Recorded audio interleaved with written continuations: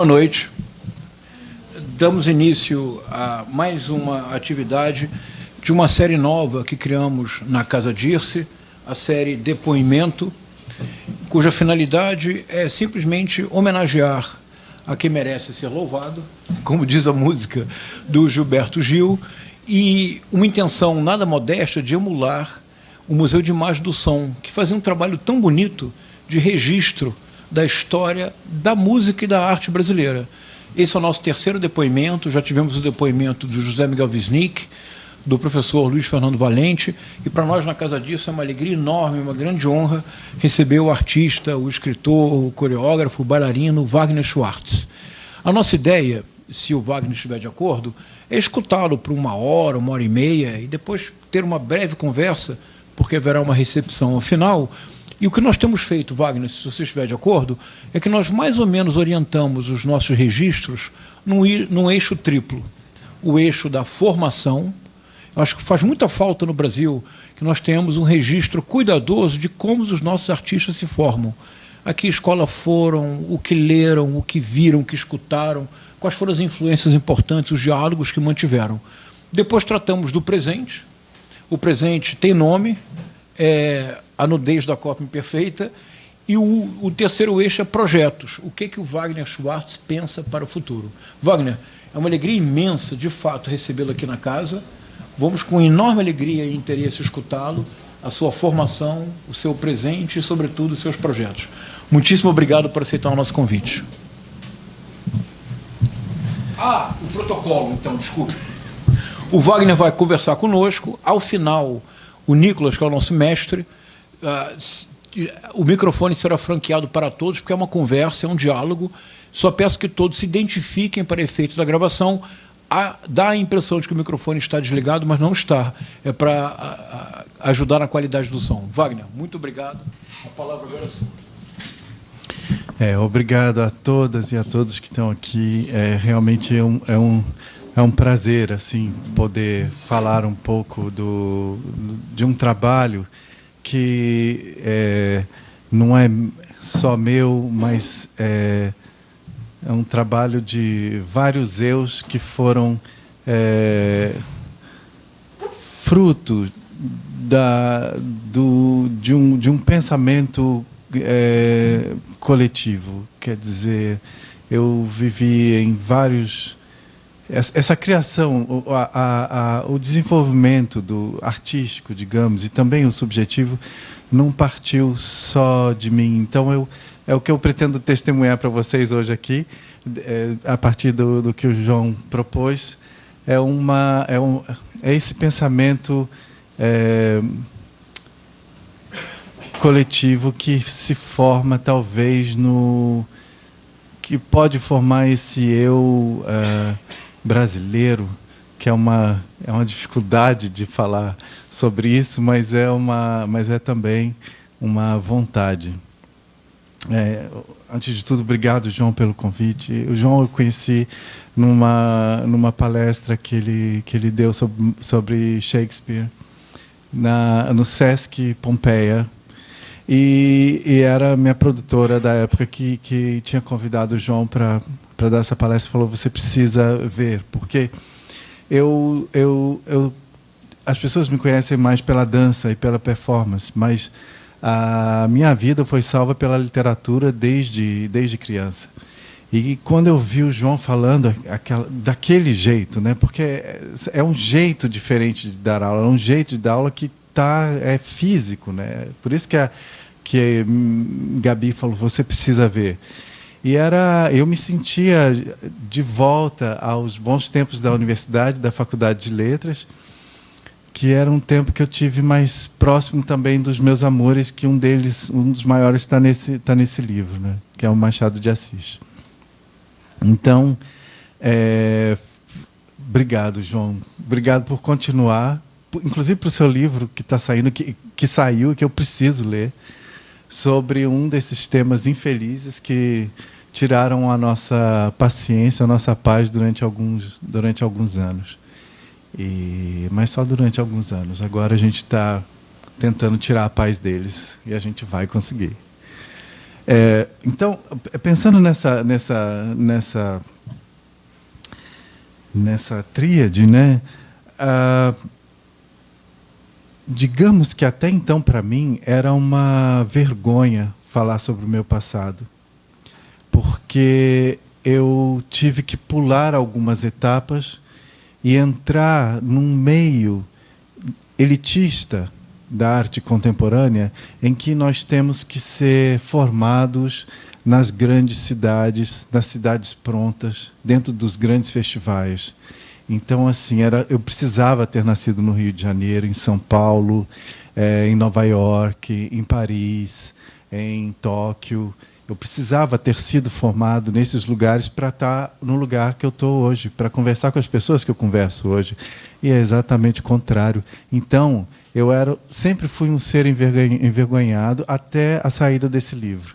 Então, obrigado já por essa proposta, porque só aqui eu conto da onde eu vim. Da onde eu vim não quer dizer o que eu sou, né? Mas assim, quais são esses lugares em que este ser artista e, digamos, o ser CPF foram se formando. E não foi só através de um ensino rigoroso de arte ou hipercriterioso, como a gente pode encontrar nisso que também Caetano chama no filme dele de cidades prontas, né? São essas cidades prontas em que você já nasce pronto. Bom, eu nasci em Volta Redonda, no Rio de Janeiro, em 2 de dezembro de 1972. E em Volta Redonda eu vivi até os 18, 19 anos. É difícil para mim fazer as contas, porque os números não é a minha qualidade. Não é a minha qualidade. Mas nascendo nessa cidade e nascendo ainda dentro de uma igreja, porque é o que a gente diz, né? Eu nasci na igreja, né? Também é estranho, porque a gente entende isso como ele foi evangélico, ou ele foi crente, ou ele foi presbiteriano. Não sei se católicos dizem dessa forma, mas eu fui presbiteriano, não sou mais presbiteriano, mas esse ser ainda, né, rege muitas das minhas ansiedades. E eu fui presbiteriano desde que nasci. Então, a igreja foi uma grande formadora da desinformação para mim. Então, eu não aprendi isso esteticamente, lendo numa escola de arte, lendo o que era a desinformação ou o que era a formação. Eu fui desinformado, eu não fui formado. Eu fui desinformado sobre o meu corpo, eu fui desinformado sobre a minha escrita, sobre os meus desejos. Nenhum deles fazia sentido. Ser criança, ser infância, não fazia sentido na época que eu era infância, na hora que eu era uma criança. E ali talvez tenha começado também esse outro ser. É duro dizer, mas é engraçado também, pode ser engraçado. O ser cínico, machadiano, daquele que não se leva a sério. Só disso, não do que quer que a bomba exploda no mundo, mas o que não se leva a sério.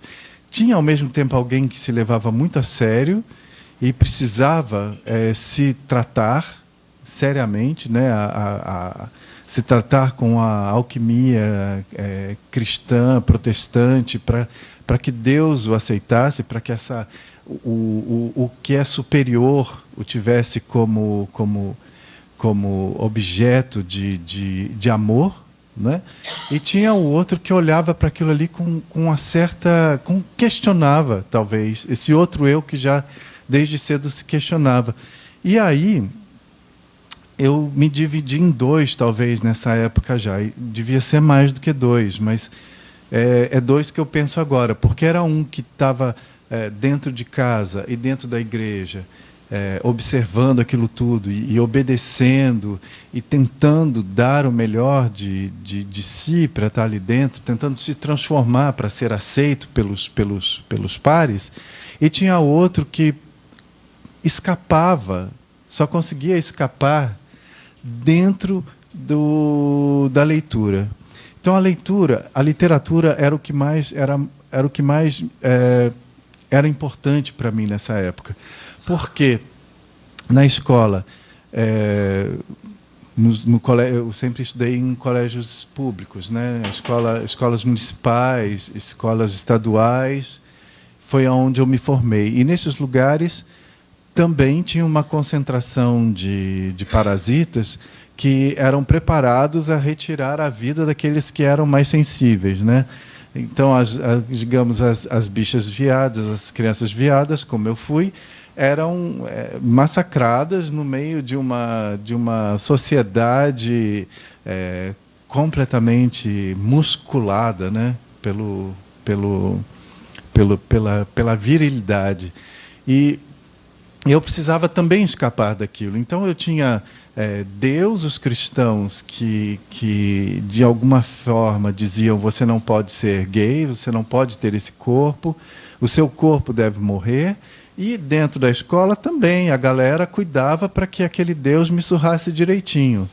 Então, assim, era uma necessidade. O que eu fui criando? Eu fui criando um corpo que fosse capaz de... não sei se era reagir a isso tudo, mas era capaz de construir o seu próprio quarto. E, no seu quarto, construir aquilo que a Virginia Woolf já identificou muito mais tarde como o lugar de um espaço de liberdade onde você possa dizer o que você quer dizer, que você possa pagar por ele, né? E talvez pagar não seja só o dinheiro, seja também o saber dar-se ao seu projeto. Então existia a igreja, o Deus Supremo, pecado, e na escola existia a turma, né? Os que sentavam no fundo, que também eram os detentores do seu gesto, né? Do seu corpo. Então, o que eu fazia nos momentos de recreio era entrar para a biblioteca, porque na biblioteca nenhum deles entravam. Então eu fui criando os meus espaços de liberdade ali dentro. Então eu vivi, se tinha o recreio, que era um espaço aberto, eu estava dentro da biblioteca, que era um espaço, uma biblioteca municipal, de um colégio municipal, provavelmente desse tamanho aqui. E dentro da igreja, bom, eu ia para o meu quarto, que é onde eu podia fechar a porta e ser alguma coisa que estivesse fora desse olhar, desse foco, né? Porque a igreja, nem esses infelizes, eles têm um olhar periférico, né? Eles só conseguem te enxergar por um foco. Você está no foco deles. Então eu desviava. Então todo o meu projeto de vida na adolescência era me tornar transparente. E eu fui conseguindo ser transparente com o tempo. Eu não sei como, mas eles deixaram de me notar. Ao mesmo tempo, Deus também, de alguma forma, ele foi não me notando também, porque eu fui desaparecendo da igreja, eu fui desaparecendo da escola, eu fui desaparecendo da igreja. Claro, isso envolve um processo de dor muito grande, isso envolve uma depressão, isso envolve coisas que a gente vai talvez tratar mais tarde, porque Volta Redonda não é uma cidade pronta. Minha família, minha mãe era professora da escola, de primeira a quarta série, era uma professora que alfabetizou muitas crianças, e a mim também. E meu pai era guarda industrial, então ele abriu e fechou porta a vida inteira para passar caminhão. É esse o trabalho deles. Então eu era essa pessoa que precisava de alguma forma me formar. E em Volta Redonda, eu vou dizer para vocês, tinha a escola, apesar de ter toda essa violência, tinha o professor Nicolau, que eu queria muito tentar encontrar com ele, ainda talvez esse ano ou no ano que vem. Eu queria ir para Volta Redonda, eu nunca mais voltei em Volta Redonda. Agora que eu escrevi esse livro, eu posso voltar. Ele está aqui, eu quero dar esse livro para ele. Ele ensinava música para as crianças. Então, de 7 aos 9 anos, ou um pouquinho mais, eu aprendi música na Escola Municipal Bahia. E a gente tinha aula de músicas toda semana. E durante um ano a gente tinha aula de música, e no final do ano ele reunia todas as crianças das escolas que ele selecionava, as que tinham voz, as que aprenderam a cantar, em um coro municipal de umas 300 crianças. E nesse coro ele também ensinava música, ele tinha uma banda, ele criava a banda municipal também, e essa banda acompanhava as músicas e as canções que a gente cantava. Então eu era soprano 2, eu era soprano 2 na época, porque a minha voz era muito aguda, e eu me lembro de cantar com o Nicolau, pelo menos durante 3 anos eu fiz essa formação de música. Então era como se a igreja, vocês entendem? Era como se a arte ela tivesse ali competindo, sempre com esses locais de violência muito extrema. Ela era o movimento de construção dessa alma que mais tarde Clarice Lispector vai chamar de formada, alma formada. Eu não sei se ela só se forma nos espaços formadores. No meu caso, aconteceu assim. E não só eu fazia as aulas, como também descia para a Volta Redonda Maria Clara Machado, sempre. Então, eu vi Maria Clara Machado, as peças, no Teatro Gassemes, durante a minha infância e a minha juventude. Meus pais me permitiam. Eu não entendo por que minha mãe me permitia ir. Ela era mais, digamos, cristã, fervorosa lá dentro de casa. Meu pai ele não estava nem aí. Mas ela era que queria que a gente estivesse na igreja, que a gente frequentasse a igreja. Mas, ao mesmo tempo, ela me permitia cantar, ela me permitia ir ao teatro, e principalmente ver esses concertos que mais tarde foram ficando recorrentes em São Paulo. Em São Paulo não, em Volta Redonda. Então, digamos que durante uma semana eu passava a vida na biblioteca, fora da biblioteca, em casa, eu me preparava para ir ao cinema, para ir aos concertos, ou estava treinando a minha voz para cantar no final do ano nesses eventos que aconteciam dentro do Cine 9 de Abril. O Cine 9 de Abril, eu não sei se vocês conhecem, mas é um cinema de 1.800 lugares em Volta Redonda. Eu frequentei esse cinema durante a minha infância e a minha adolescência. Quando eu cheguei em Paris pela primeira vez, na Europa, digamos, que foi Paris Não, eu cheguei em Lisboa, mas aonde eu vivi mesmo, assim, pela primeira vez em 2005, foi em Paris. E aí, quando eu fui aos cinemas, eu ficava perguntando às pessoas: é isso que vocês chamam de cinema? É esse tamanho que vocês falam que é uma sala de cinema? Quando eu dizia que eu vinha de Volta Redonda, que eu frequentei uma sala de 1.800 lugares, geralmente as pessoas me tinham como ficção. É uma ficção. Ele é uma ficção. Isso é uma ficção, isso não existe. Nas primeiras conversas, né? Naquela época não tinha iPhone, né? 2005. Então não tinha como provar. Hoje, quando eu falo 1.800 lugares, eu tenho a foto, eu posso mostrar para as pessoas. Mas então era assim, mais um brasileiro da ficção chegou aqui entre nós.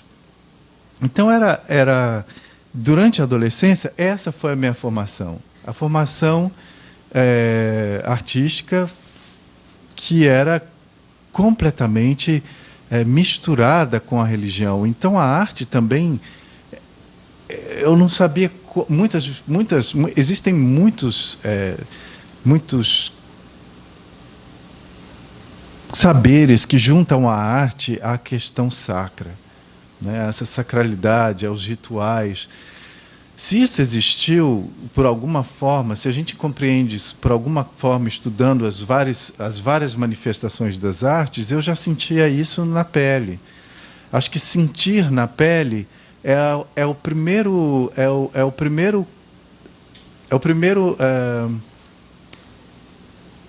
versículo de Gênesis na hora para se descrever um performer.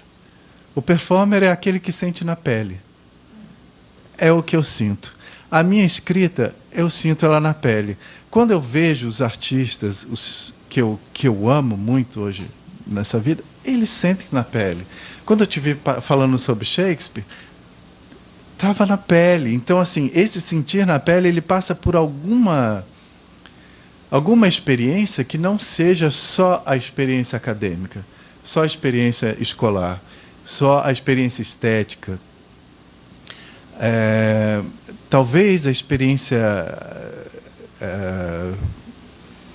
subjetiva, não da subjetividade, mas essa subjetiva ela tem sido menos explorada nos espaços acadêmicos. Eu lembro que na universidade que eu frequentei, nas duas eram, e principalmente nas artes do corpo, quando eu estudei com pensadores das artes do corpo, a gente está muito mais foca no fenômeno, que é o que eu também faço para me salvar. A gente foca no fenômeno, esquece, às vezes, de entender que, por trás de um fenômeno, existe um grande corpo. Alguma coisa, uma grande experiência, um grande contato com algum movimento que te faz, por exemplo, furar um buraco em grandes prédios a vida inteira, como fez o artista, que agora eu esqueci o nome dele, e que a gente vai lembrar juntos daqui a pouco. Mas eu vi, é um artista que eu gosto muito, e eu lembro de Laurie Anderson falando sobre ele. Será que era uma questão estética que ele tentou cavar a vida inteira em um prédio, ou isso tem a ver com o irmão que ele perdeu logo em um momento específico da vida dele? Então, que buraco é esse? Quer dizer,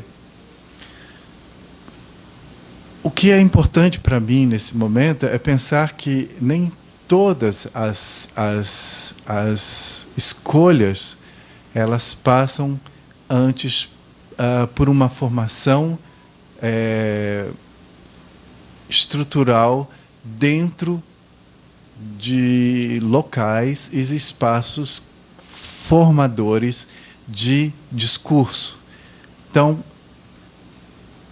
a performance, eu acho que ela precisa estar ali de alguma forma. Ela é como gênero. Ela se constrói com o tempo. Então a gente vai construindo esse gênero que nasce e a gente não sabe como nasce, e se constrói e vai se complexificando.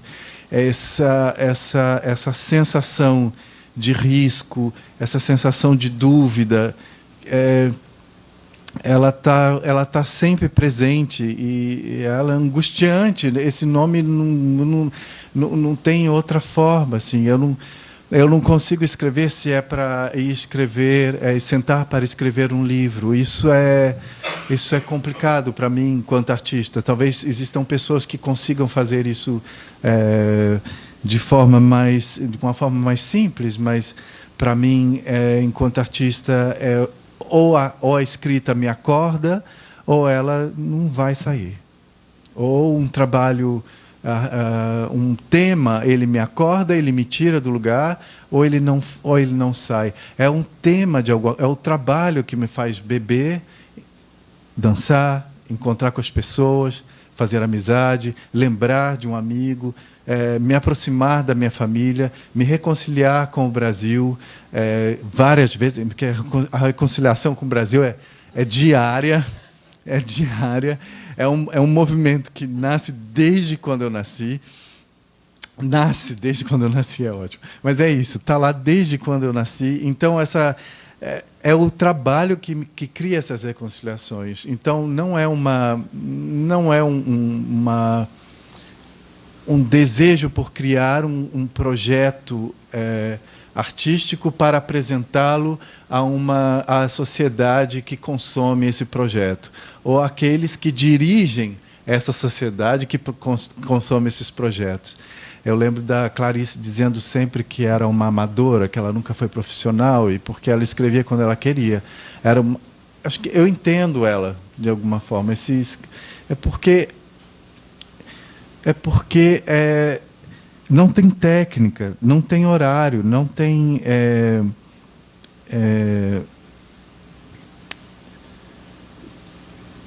artifício que vá te fazer compreender uma coisa que não existe. É preciso inventar a todo momento uma linguagem. Palavra do lado de palavra é muito complicado, porque nem sempre elas seguem o mesmo ritmo da sua experiência interior. E elas precisam ter o mesmo ritmo de sua experiência interior, senão ela não é a sua palavra. Ela é a palavra dos outros. Ela não é o seu gesto, ela é o gesto dos outros. Talvez o que eu tenha feito até hoje, ou o que eu esteja fazendo até hoje, é encontrar esse eu que a igreja, nessa época, domesticou. Porque existe uma parte que ficou domesticada, uma parte que não quer cometer erros, uma parte que tem mais medo do que desejo, do que prazer. Não, do que prazer, desejo sempre existiu, mas o prazer é o fato, é estar dentro do evento. Muitas vezes eu me retiro. Enfim, tem vários temas que o meu corpo não consegue ainda elaborar subjetivamente, porque ele está ainda num grande processo de trabalho. E talvez seja esse grande processo de trabalho, que ele é longo, que seja pode ser confundido, ou pode ser o fazer artístico. Meu psicanalista ainda não conseguiu definir comigo o que é um, o que é outro. A gente está tentando, mas é tudo muito próximo. É tudo muito próximo. É tão próximo que tantos artistas que a gente conhece não deram conta de sobreviver durante tanto tempo. Eles precisaram ir embora mais cedo do que a gente acha que eles deveriam. Vários. Decidiram, agora é a hora, eu não aguento mais. Então, esse não aguentar mais tem um corpo, uma dor, uma história que ela é ela existe fora desse contexto acadêmico, fora do contexto estrutural, religioso e escolar, que ele precisa também entrar na nossa formação. E hoje eu estou reivindicando isso.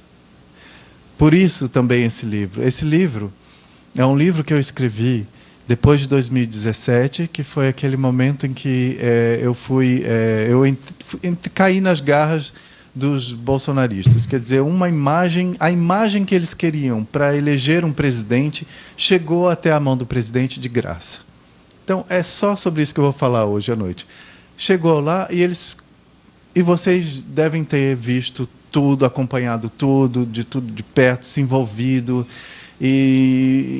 Mas esse livro não é só sobre isso, porque eu não queria reduzir esse livro, a minha história, a um evento específico de 15 segundos que tomou o corpo e a mentalidade de toda uma sociedade, e, ao contrário, aos avessos.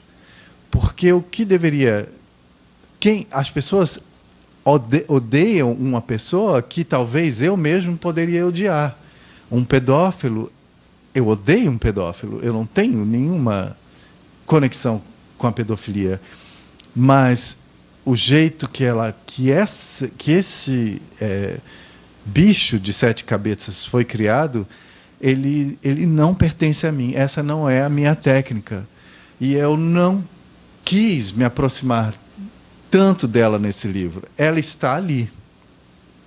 Ela está ali. Mas não é só sobre ela, é sobre os efeitos de tudo isso. E não me sentindo, querendo deixar a minha vida nas mãos dos outros, como eu não deixei minha vida na mão de Deus, eu decidi falar sobre quem não existiu nessas narrativas que muitas partes,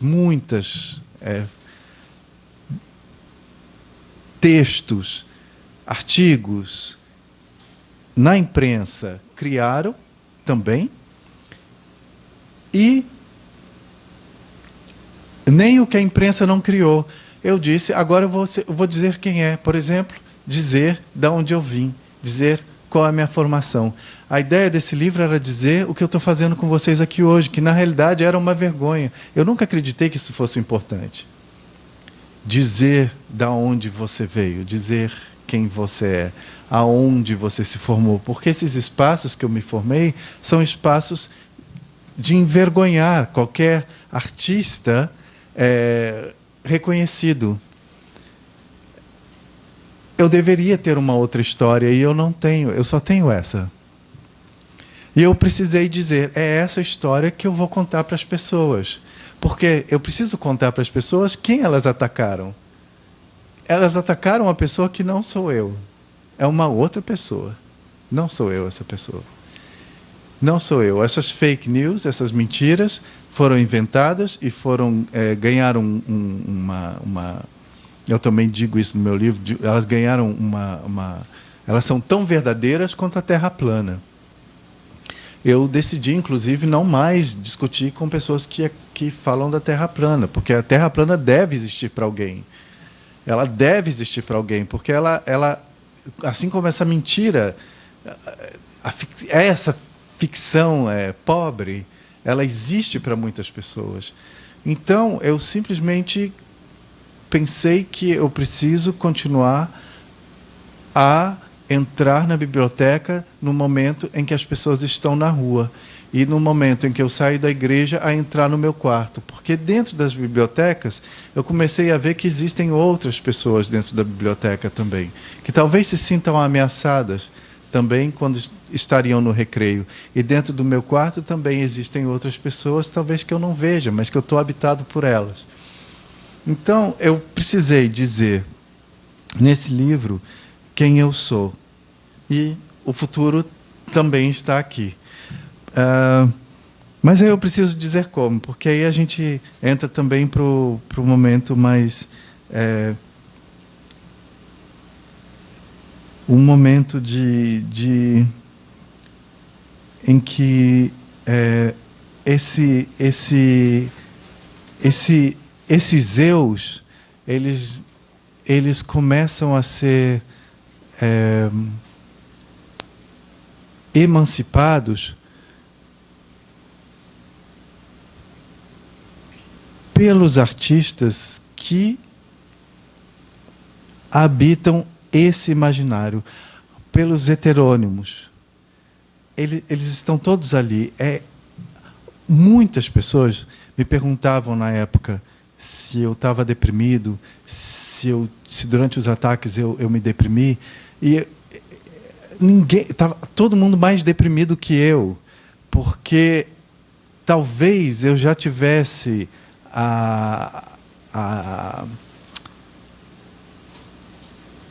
as armas, as ferramentas, o discurso, para me livrar de uma coisa que já tinha acontecido, que acontece comigo desde que eu sou criança.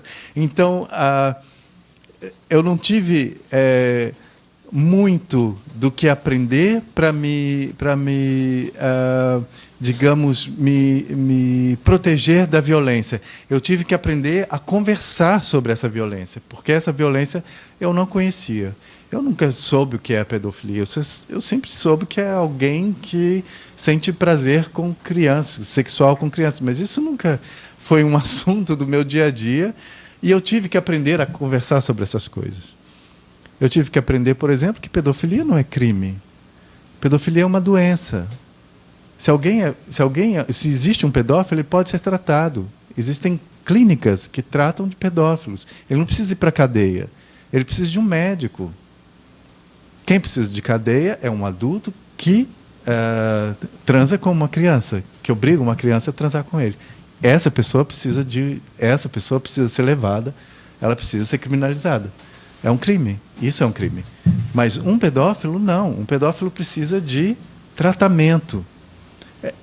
É outra coisa. Isso eu não sabia. Eu não sabia o que era...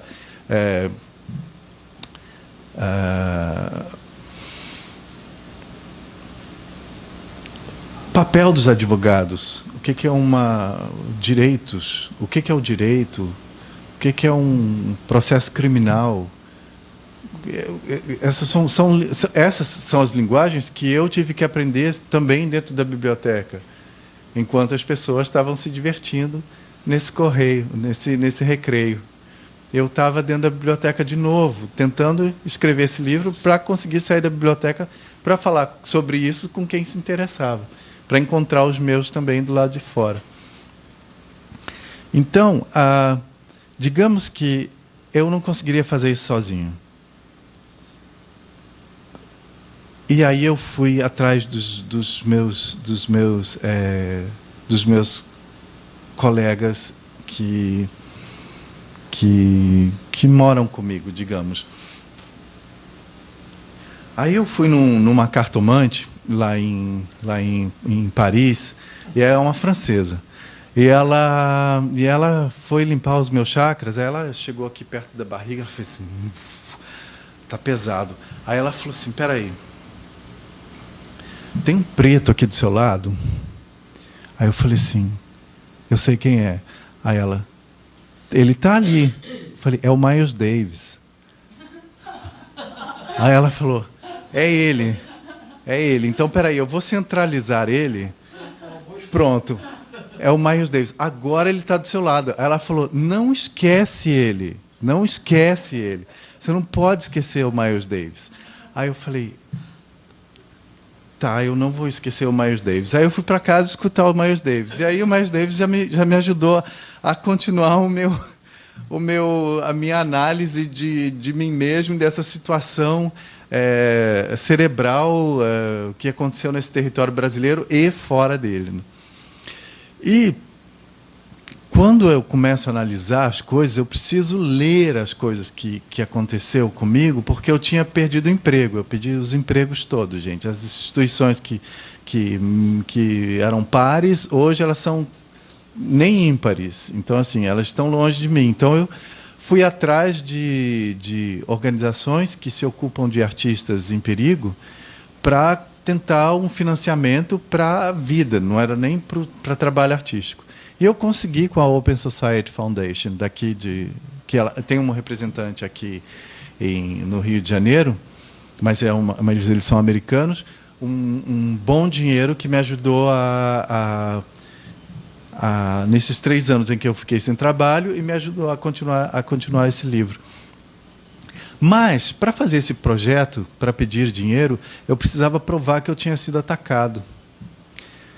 Aí eu falei, eu não acredito. Como que eu vou te provar isso? Eu falei, entra no Google, está tudo lá. Ela falou, não, vocês precisam mandar um dossiê. E o dossiê tinha 30 páginas.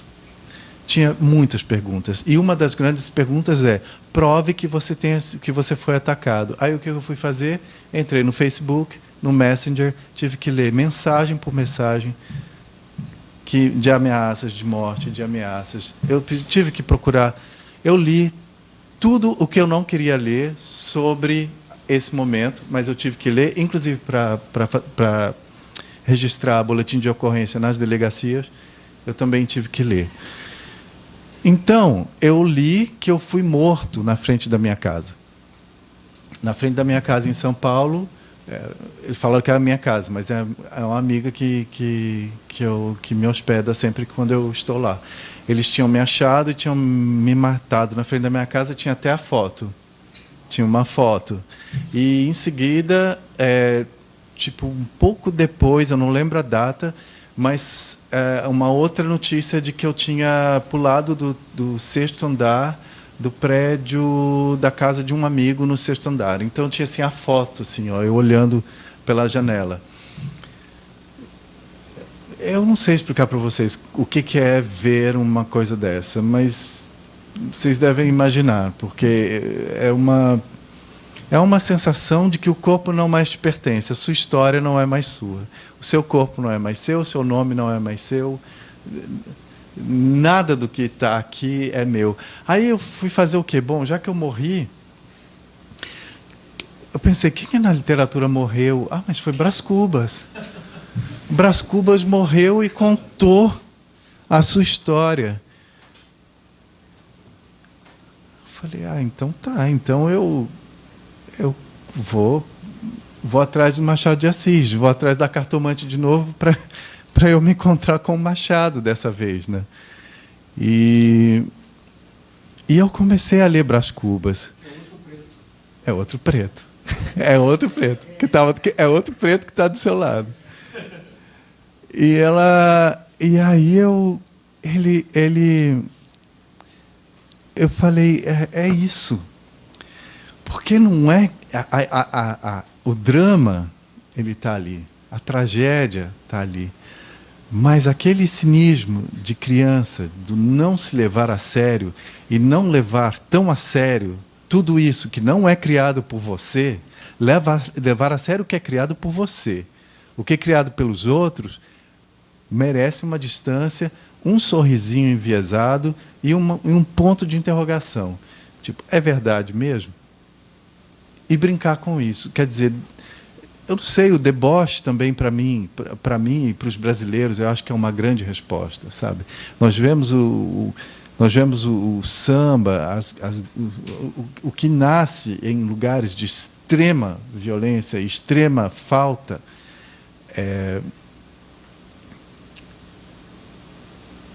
Eu acho que isso já é uma grande estratégia para que o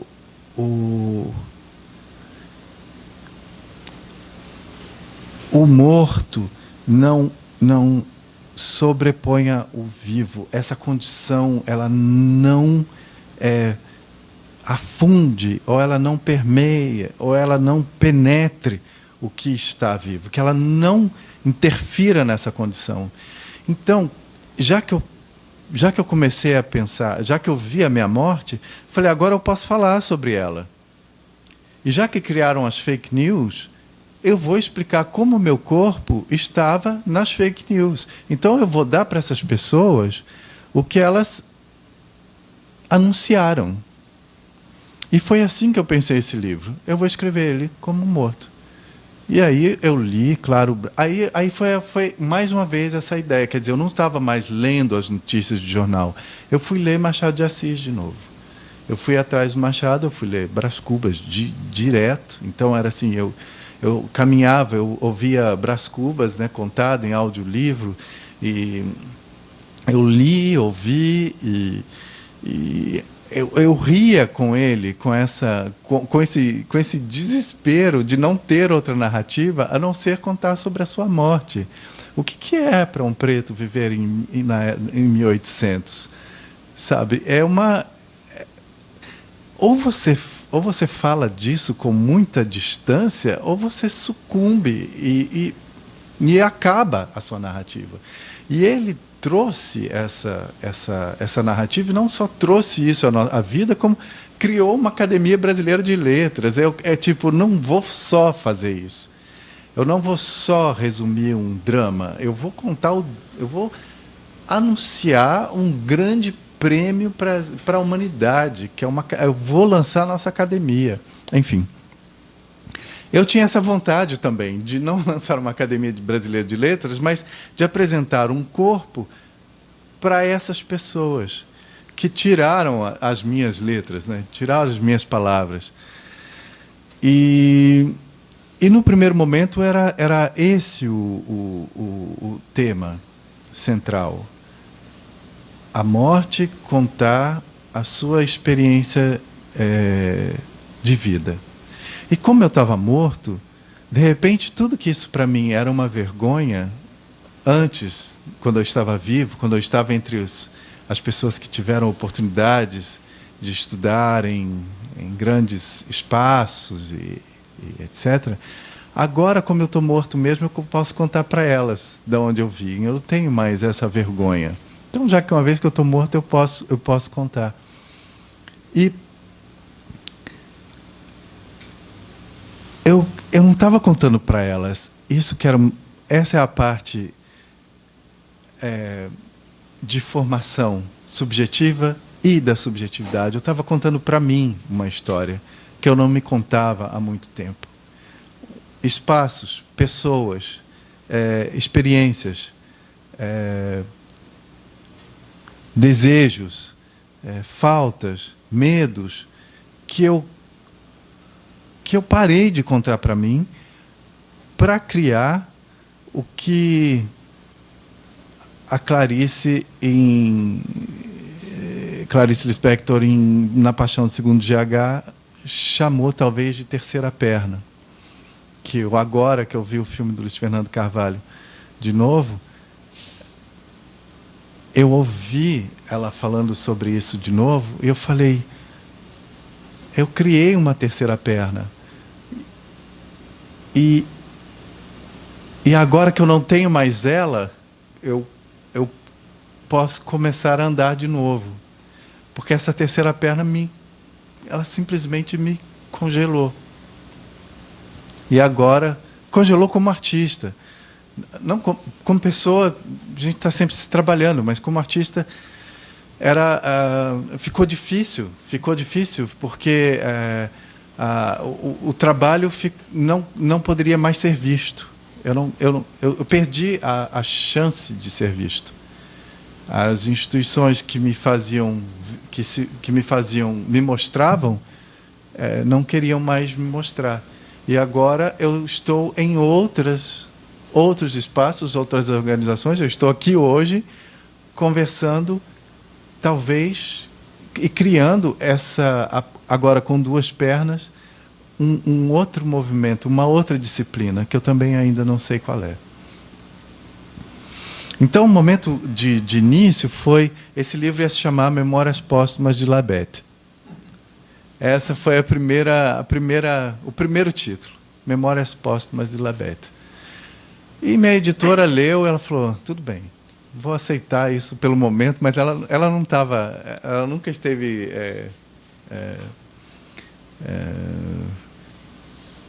convencida que esse seria um título de livro. E ela me explicou depois, porque ela leu esse livro 4 vezes. Ela é uma editora que lê o seu livro, o livro de quem ela publica. Ela lê todos os livros de quem ela publica. E o meu, eu tive a chance dela ler 4 vezes. E ela disse, no momento em que entreguei um manuscrito para ela, um pouquinho mais para frente, ela disse, olha, alguma coisa mudou. Você não está morto o tempo todo. Então, eu acho que Memórias Póstumas tem uma parte, mas não é todo momento. E aí isso me deu raiva, porque para mim já estava tudo estruturado. Já estava muito fácil escrever só como morto. Eu já ia terminar como Machado de Assis terminou o livro dele. Está certo. Eu ia só fazer um copy-paste. Né? O copy-paste. Mas não. E aí eu falei, bom, já que então não pode ser Memórias Póstumas, vou fazer Memórias Póstumas. Aí eu falei, se não tem Memórias Póstumas, vai ter também Memórias de Labette, que é exatamente o que eu estou contando aqui para vocês. Que são esses 5 minutos que passam pela sua cabeça, 5 minutos de imagens, essas imagens que passam durante os últimos 5 minutos da vida na cabeça, que eu aprendi a fantasiar sobre esses 5 minutos assistindo um monte de filme de ficção. Que antes de morrer vem tudo na memória, vem as imagens, aquelas melhores imagens, os melhores momentos, as pessoas que você mais amou, e as experiências que realmente te formaram, talvez, como como trabalho e como pessoa. E aí eu pensei, bom, então eu acho que eu preciso dividir os livros em capítulos. E o primeiro vai ser a Memória Póstuma de Labete, o segundo vai ser Memórias de Labete. E eu vou contar parte dessas memórias. Não vão existir parágrafos, mas blocos de experiência. Um não vem logo depois do outro. Um vem em algum momento que liga um momento no outro.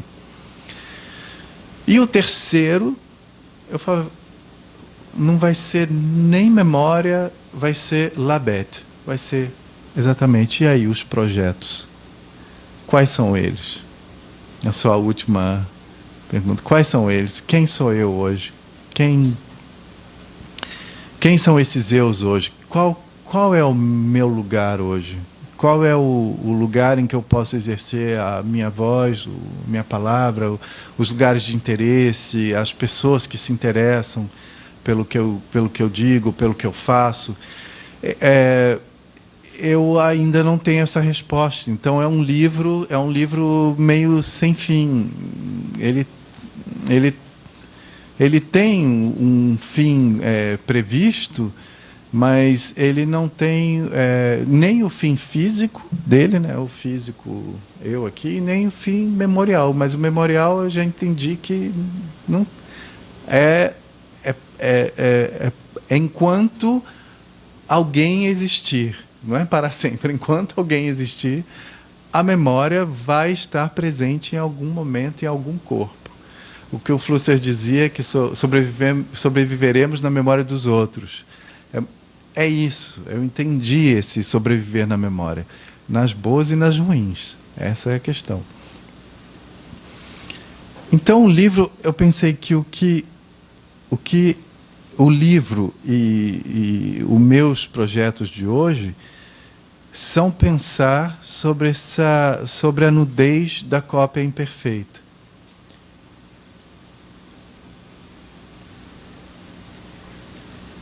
Alguém ou um corpo que nunca viveu o espaço do original, que nunca sentiu os privilégios de ser original. Mesmo que eu sei que se a gente jogar isso para o social, né, para os nossos problemas sociais, eu tenho vários privilégios, já começa por ser branco, por ser homem, grande, etc, etc, etc. Isso, para mim, é dado, eu já entendi isso, mas o original não deu para ser. Tipo, eu falhei. Não deu. Eu não nasci em Nova York, eu não falo inglês, e português, e francês, italiano, alemão e japonês. Meus pais não são ricos, eles não conseguiram pagar para mim as escolas de todos os lugares. Eu não tenho previdência social, não sei como é que eu vou morrer. São vários nãos que é um não da cópia. E o da cópia é imperfeita ainda, que junta um pouquinho mais de problemas. E aí um dia, eu, conversando com uma amiga filósofa, ela falou, mas você conhece a cópia imperfeita, que isso é um tema, é um conceito de Platão. Eu falei, não, você não está me trazendo isso ainda para pensar, porque eu não tinha refletido sobre isso. Eu acreditava estar criando alguma coisa, e realmente não, isso é aquela caixa preta que existe, e um momento ela vem, você não sabe de onde veio, e você acha que é seu. Quer dizer, mais uma vez, eu tentando fazer um reparo, né? Uma ligação de coisas que eu acreditava que eram minhas e não são, e nunca foram. Então, esse agora, João, e todos vocês, é um agora que está sendo construído agora, com esse lançamento. É um agora que eu não sei. É um agora que vai vir daqui a pouco. Eu tenho novos amigos hoje, que estão me propondo coisas. E esses novos amigos, essas novas amizades estão reestruturando o que igreja no passado, os infelizes do passado e do presente desestruturaram. Então tem uma... Eu estou passando pela reestrutura, e a reestrutura ela é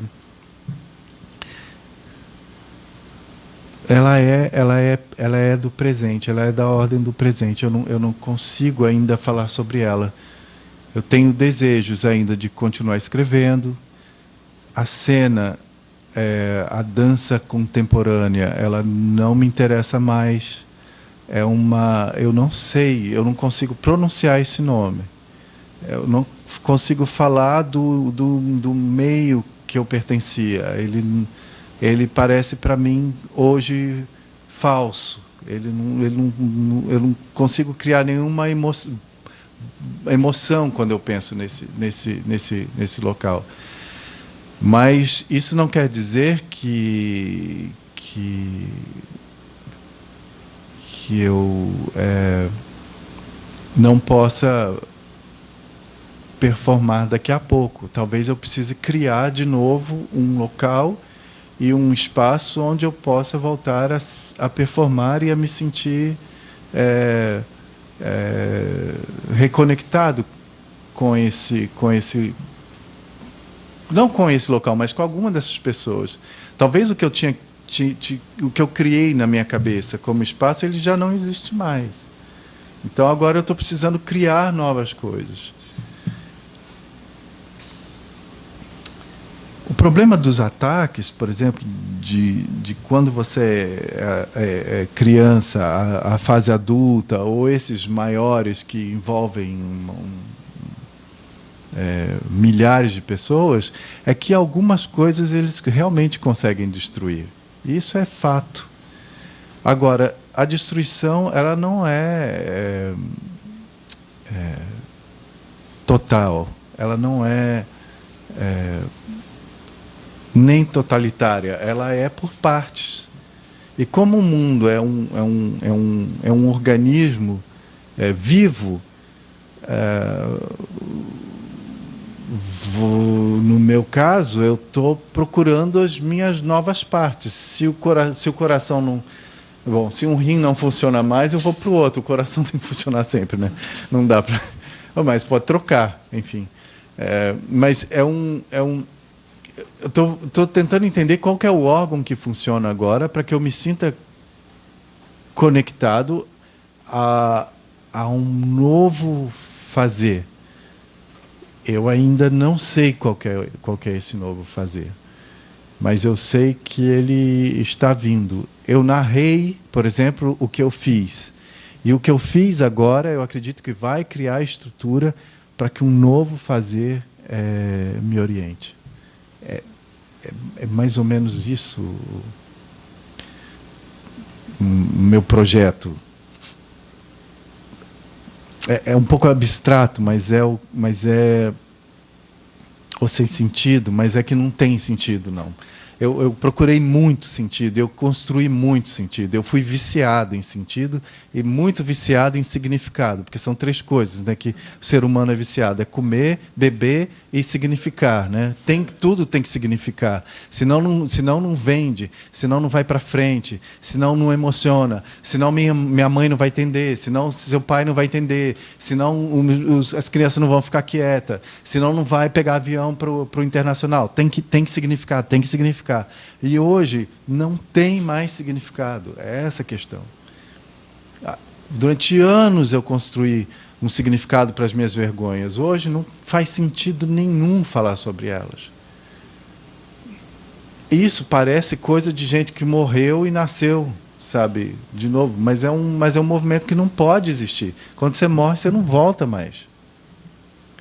E hoje, meu corpo, ou talvez a minha inteligência, isso aqui tudo definiu que morre e volta. Então, assim, eu não sei o que fazer depois da morte ainda. Eu estou aprendendo a vida depois da morte. Mas a única coisa que eu posso dizer é que ela existe. Eu não sei qual é, mas que ela existe, ela existe. Então, talvez seja o meu próximo livro, né? A Vida Depois da Morte. O que veio depois do Brás Cubas? Veio o Quincas Borba, né? Não é ele falando lá sobre o humanitismo. Talvez é isso. Talvez seja o meu próximo livro, seja o humanitismo. No último capítulo tem uma frase que já começa seu livro. Diz assim, ele pergunta se o título do livro é o cachorro ou o filósofo. Ele não responde, ele fala, é uma dessas questões que prende outras questões que levariam longe. Obrigado, tá vendo, Machado de Assis? Exatamente isso. A formação, então, para só fazer um resumo, igreja, escola, pública, interior, e depois, sim, passei pela Faculdade de Letras, mas em Uberlândia, não foi na USP, foi em Uberlândia. E nem na Sorbonne, foi em Uberlândia. E amo, mas profundamente, meus professores. Eu tenho contato com eles até hoje. E em seguida, sim. Aí, em seguida, depois que eu comecei a dançar, junto com a escrita, junto com a literatura. Eu não conseguia ficar parado em Uberlândia. Porque, claro, eu tinha muitos problemas que aí vocês vão ver aqui. Dessa que eu herdei da igreja, né? Eu não consegui sair da igreja tão fácil assim, não. Eu abri a porta e saí, mas muita coisa veio comigo. Ela que não sai da gente. Hoje saiu, mas assim, fui com ela. E a dança, nessa época, me ajudou a entender um corpo que não prestava. É um corpo que só poderia existir depois da morte. Eu consegui fazer ele viver vivo, assim, estando vivo. E aí foi com a dança também, que aconteceu de uma forma também irônica, assim, sem imaginar que isso poderia ser possível. E aí eu fazia os dois juntos, em Uberlândia, era dança e literatura, até o dia que eu fiz um projeto para o Instituto Itaú Cultural, que é o Rumos Dança, que muitas pessoas já fizeram Rumos Literatura, dança, música. Dança veio mais tarde, veio em 99, 2000. E ali eu já fui selecionado para esse primeiro Rumos Dança. E aí, para o segundo, eu fui selecionado de novo, mas agora com a bolsa. Quando eu ganhei uma bolsa, que na época eram 15 mil reais, eu me achava rico. Aí eu parei de dar aula de inglês, que eu dava aula de inglês em Uberlândia para pagar a minha dança e a minha vida, e fui viver. Eu falei, a partir de hoje eu vou viver de dança. E desde então eu consegui continuar os meus projetos de não sei como. Bom, sei como. Hoje eu sei como, mas naquela época eu não sabia. Porque assim que eu apresentei o Transobjeto, que é a capa desse livro, essa performance que já dizia que La Bête iria nascer, que esse performer, né, do livro iria nascer, me levou também a viajar pelo Brasil e pela Europa também, porque foi através desse trabalho que eu fui convidado para dançar ele fora do Brasil, e fui convidado, inclusive, para trabalhar com um coreógrafo que veio ao Brasil, viu a peça e me levou para trabalhar com ele. Aí, a partir dali, eu já não sei mais dar datas. Eu sei que eu fiz outras performances, outros trabalhos aconteceram, mas foi nessa, e também a sensação de a figura do estrangeiro nasceu, porque a partir dali eu precisei explicar da onde eu vim, quem eu sou, e principalmente o meu nome, porque o meu nome aqui no Brasil faz um efeito chique, né? Está fora do... um nome chique, então ele tem uma certa... ele pertence à elite, né? É um chique que pertence à elite. Na Europa, é uma risada que eu ouço desde quando eu moro lá. As pessoas riem de mim e do meu nome, porque é uma piada pronta. Porque Wagner é um sobrenome, não é um nome de família. Schwartz é impossível um brasileiro chamar Wagner Schwartz. Então, eu só tenho sobrenome. E aí, às vezes, eu tento dizer o meu nome do meio para eles, que é Miranda. Então, eu sou Wagner Miranda Schwartz. Miranda, e lá na Europa, vocês sabem que a gente é chamado assim, em ocasiões como essa, você me chamaria de Senhor Miranda. E não pode existir Senhor Miranda na Europa, só Senhora Miranda.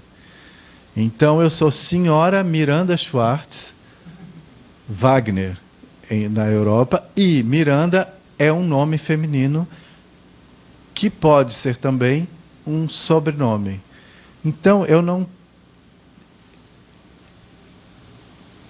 tenho identidade. A identidade é completamente inventada. Ela não ela não cabe também numa estrutura. E ali eu tive que começar a me orientar para contar a minha história, que eu também não sei da minha história. Eu não sei de onde veio esse Schwartz, eu não sei de onde veio esse Wagner. Eu sei que as pessoas, mas você tem sua família é toda branca? Eu falo, não, a minha avó era preta, meu avô era suíço, alemão, mas brasileiro, talvez os pais dele eram suíços e alemães, mas eu não sei.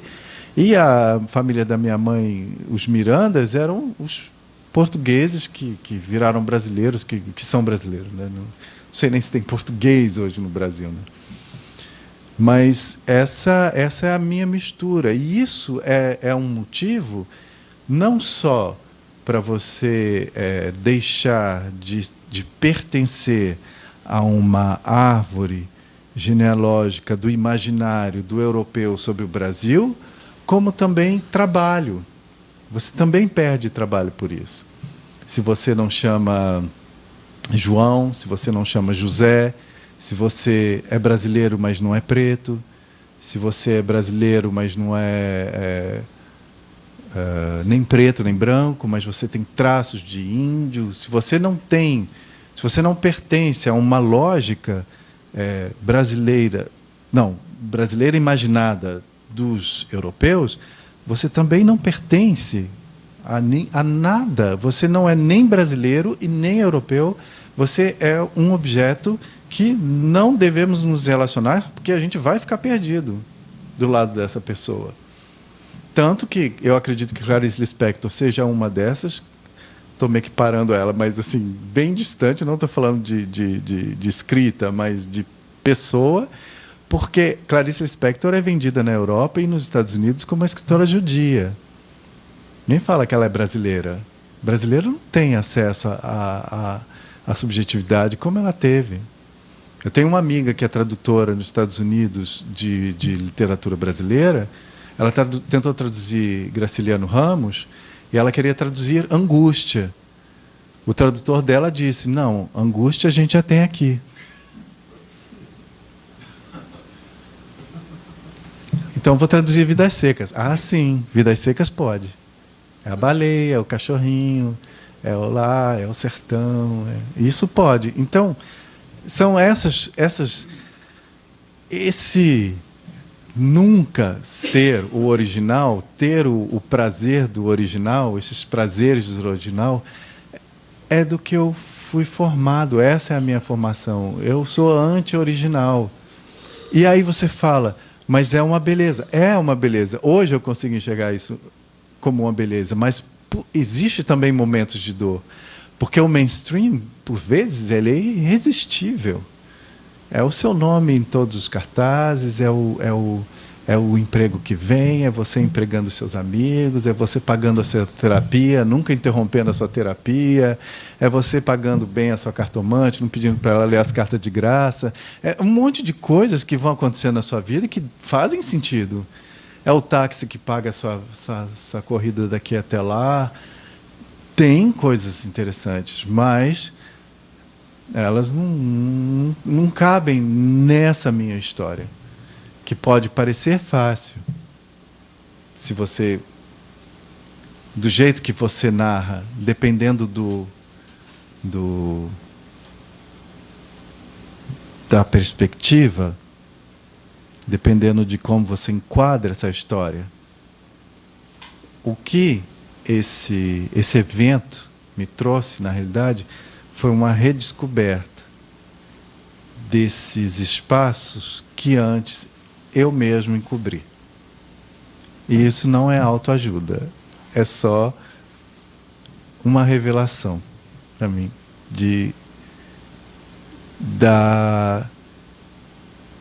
das estruturas que trazem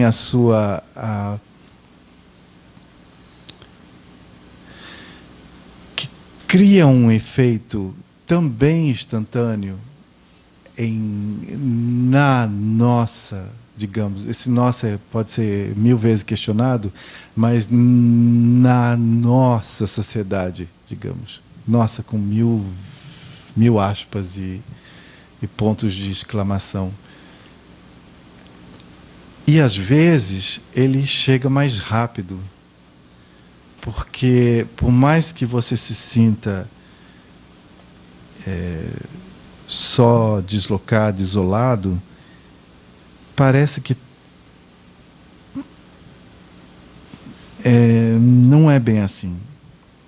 Uma escritora que eu leio desde os anos 2000 e que eu virei legente dela, o que ela chamava a gente que lê os escritos dela, ela se chama Maria Gabriela Lansol. E ela tem uma frase do Finita, que é um livro que eu li uma dezena de vezes e dancei para ela, que diz: viver quase a sós atrai, pouco a pouco, os absolutamente sós. Eu acredito que hoje eu entendo isso na experiência. É por isso que eu posso falar sobre. Então, o MBL tirou só uma parte da minha vida. A outra, ele ajudou muito, assim. Ele ajudou. Muito obrigado, MBL, Bolsonaro, por todas as merdas que vocês fizeram, porque vocês fizeram merda. Mas eu já aprendi a transformar a merda em merda, em espetáculo. Mas desde criança. Então,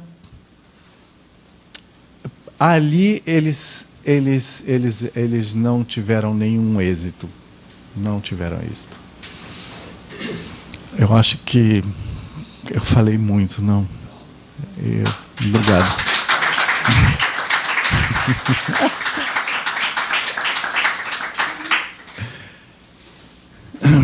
Wagner, muitíssimo obrigado. Eu fiquei muito comovido com o seu depoimento, acho que todos também. A nossa ideia é, de fato, registrar o depoimento do Wagner, que daqui a mais ou menos um mês vai estar no nosso modestíssimo canal do YouTube. Mas também o espaço é aberto para conversar. Nós temos aqui uma recepção para o Wagner aqui fora, mas temos um espaço para conversa, comentários, um brevíssimo. Que coisa bonita que você também se chama Miranda. Ah, sim. Quer dizer, nem Caliban, nem Ariel, mas Miranda. Sim. Que você agora une ao Machado Shakespeare. Tem uma coisa que você falou que me comoveu muito, Wagner. É que eu acho que, para nós, de lugares não hegemônicos, nós todos somos de Volta Redonda. Ah, sim. De uma forma ou de outra. Porque nenhuma cidade pronta dos nossos contextos é, de fato, pronta o suficiente. Por mais que você seja do Rio de Janeiro ou de São Paulo, você continua não sendo de Nova York e Paris. Eu fui uma vez a Montevidéu e fui no Museu Nacional. Eu fiquei impressionadíssimo com o Museu Nacional de Montevidéu, porque tinha desde pedra neolítica até uma tela impressionista. E eu pensava comigo mesmo, digo, esses uruguaios foram ricos, porque nem no MASP você tem assim, essa história toda. Então, comprei o catálogo do museu, claro, né? E fui para um café ler o catálogo, deslumbrado com a riqueza do passado de Montevidéu. Aí, no catálogo, a primeira página dizia assim: este museu é um pequeno resumo do mundo. Todas as nossas peças são cópia Olha. Mas algumas são tão perfeitas que superam o original. Eu tenho até hoje o catálogo. Então, todos nós, nos nossos contextos, somos de Volta Redonda.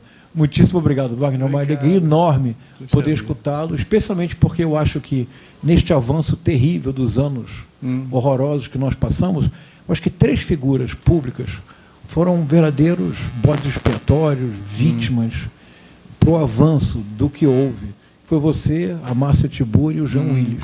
Então é uma grande alegria. Espero que um dia nós possamos escutá-los aqui também. Então, muitíssimo obrigado pela sua presença. Então, o protocolo é esse. Nós vamos daqui a pouco tomar um vinho com o Wagner e continuar conversando. Mas se alguém quiser fazer algum comentário, um depoimento, por favor. Por favor. Não precisa nem pedir licença. Só, por favor, diga o seu nome para a gravação. No microfone. Wagner, que sorte eu dei, né, de estar na tua frente da fila. Imagina. Esse acaso é o acaso. Falem mal, mas falem de mim. O fato desse acontecimento tétrico ter acontecido com você fez com que a tua história fosse espalhada, Brasil, continentes, globo afora. A tua história está na França, La Bête. Então, assim, tem um lado muito ruim, que vai levar muito tempo para sarar, para curar, e tem um lado bom. O lado bom, como você falou, assim, você morreu e renasceu, né, que é exatamente o batismo, né, de onde vem lá atrás da Grécia Antiga, né, um processo de afogar, vem daí o batismo, né, não é assim essa história? Não tem morrer para renascer? Não tem isso na igreja? Tem. Então, se renasceu, fênix, né?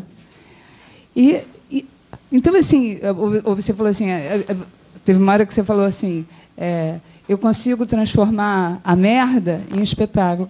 A merda em ouro também faz parte da fábula, né? Então, assim, esse processo, esse longo processo que você passou, esse processo desde lá de Volta Redonda, é infinito, sabe? Eu acho que nós todos vivemos um processo que só termina quando realmente a gente morre mesmo. Aí acabou mesmo. Assim, não tem jeito, não tem como. Fica na memória. Fica vivo na memória de quem continua aqui na Terra. Então, eu queria falar isso. Então, eu queria falar também que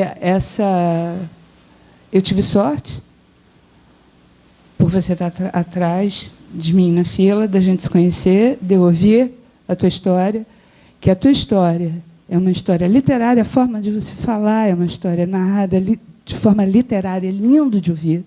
Foi um belo espetáculo. Real, não tinha, você não estava fazendo um personagem, você estava contando de você, ou também, a gente sabe, né, tem uma parte da gente que é personagem, a gente é sempre personagem, a gente sempre é real, e a gente é sempre, enfim, quantos nós somos nós, mas o fato é que te ouvir, a maneira como você encadeia uma palavra na outra, tudo isso que foi aqui agora, foi muito lindo, muito bom. Então, de novo, eu tive sorte.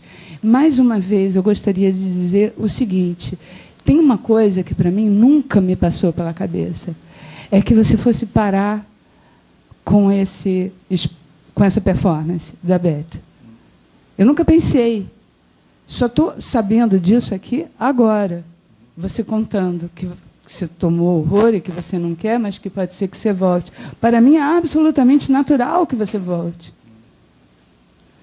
Até porque eu gostaria de ver e de participar também. Porque, para mim, continua sendo a escultura da Lígia Clark em manuseio. E eu continuo me lembrando daquela mãe com aquela criança ali, naquele instante, junto no manuseio. Era o pé. Então, não tem pedofilia. Era um pé, tudo começou com um pé. Então, é isso. Eu já apresentei a performance no Brasil e continuo fazendo ela. Eu acho que eu não fui claro. Eu ainda não sei se eu quero criar mais para os espaços onde a dança contemporânea aconteça. Eu tenho amigos próximos, curadores brasileiros, pessoas muito sérias, mas eu não sei se eu ainda quero estar nesse lugar hoje. É uma questão complexa ainda para eu resolver. Eu me sinto acolhido hoje pela literatura, mais do que pelo meio da dança contemporânea. Só agradecemos a presença de todos e todas e convidamos vocês para uma reflexão ali fora. Obrigado. E para os autógrafos do Wagner. Obrigado, gente. Obrigado mesmo. Obrigado.